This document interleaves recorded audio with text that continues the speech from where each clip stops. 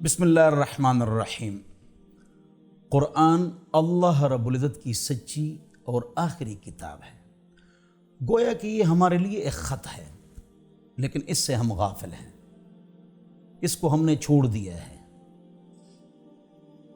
اور اس پر عطر لگانا، اس پر قسم کھانا، برکت کے لیے رکھنا، یہ اصل نہیں ہے۔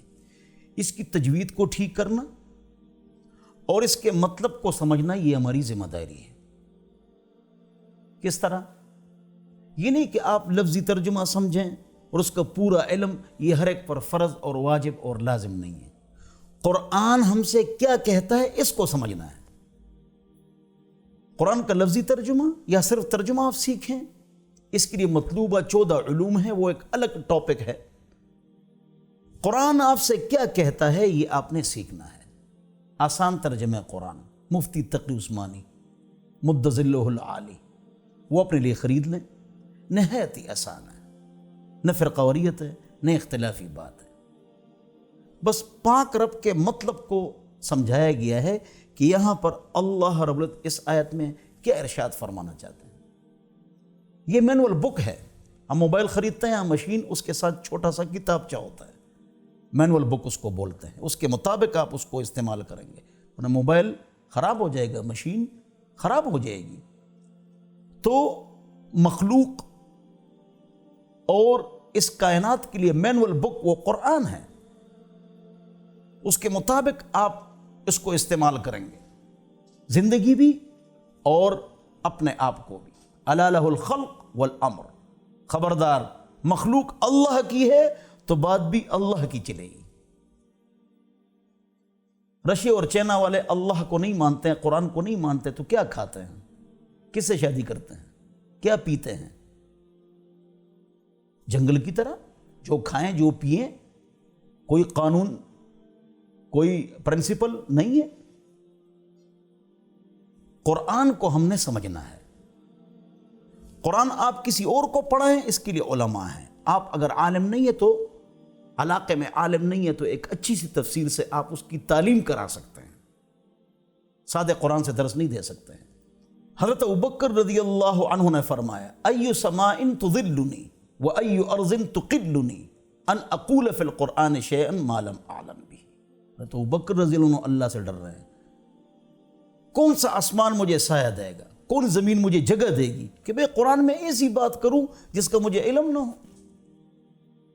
من قال فی القرآن شیئا، ابن عباس مفسر قرآن نے فرمایا رضی اللہ عنہ، جس نے قرآن میں کوئی ایسی بات کہی بغیر علم، علم اس کے پاس نہیں ہے، وَأَصْوَابَ، اور وہ بات اس نے ٹھیک کی ہے، فقط اخطأ، پھر بھی اس نے برا کیا، غلط کیا، خطا کی۔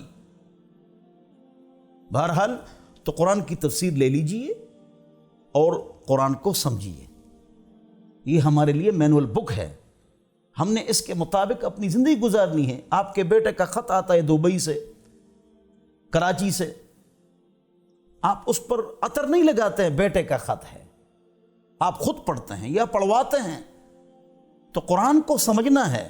یا جو علماء کرام ہیں جن میں 10 باتیں ہوں، یہ تفصیلی بات میں کر چکا ہوں، ان کے دروس میں آپ نے بیٹھنا ہے۔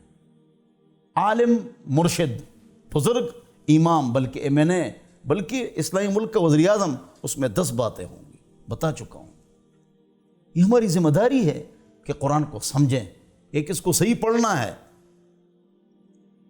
اور اس کو سمجھنا ہے۔ 2 باتیں ہیں،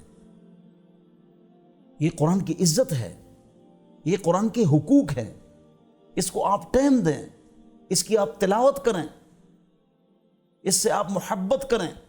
کبھی کبھی غلطی اور انسان سے ہوتی ہے، قرآن کے خلاف ہم جاتے ہیں، انسان ہیں، کمزور ہیں، داغ داغ مت کو سب داغ دار ہیں، بے داغ بس وہی جو پروردگار ہے۔ اللہ سے معافی مانگیں گے انشاءاللہ، اللہ کے دربار میں حاضر ہو کر اللہ سے توبہ کریں گے انشاءاللہ۔